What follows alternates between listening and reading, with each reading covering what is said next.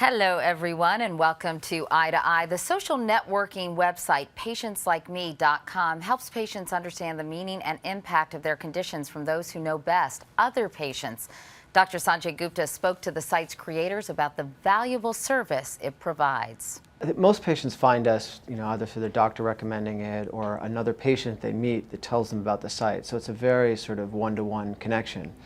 But I think people find us because they're looking for answers that they don't have elsewhere. And I think one of the hardest things for a patient to do is they come home from the doctor and they might have answered the medical questions well, but the meaning and its impact in their life and what to do with the issues of dealing with an illness are not answered, and they come seeking those answers. The first thing you get is really how you're doing relative to the rest of the world. So is my disease progressing fast or slow? What treatments am I on relative to other patients? Am I taking it at a dose higher or lower than the average patient? And that's, again, information that a patient really can't get anywhere else. And so immediately, patients know where they stand in the world. And then over time, they start to learn from this all the aggregated information about what the best practices are, what are the best treatments, what are all the options out there for me, and they can use that as in concert with their doctor to really dialogue about what the best treatment course and action is for them. And I think we have a number of tools to make that more effective. It's a doctor visit sheet that allows patients to print out the information they share on our site to take to their doctor to make that dialogue much more effective.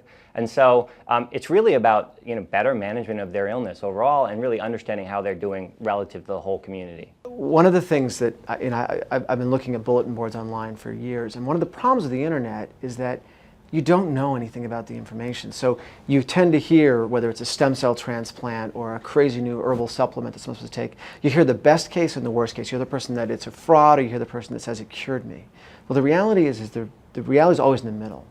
And on our site, what I love is when someone comes in and says that, and it happens in every disease, MS, Parkinson's, depression, ALS, someone comes in and says, I found the cure.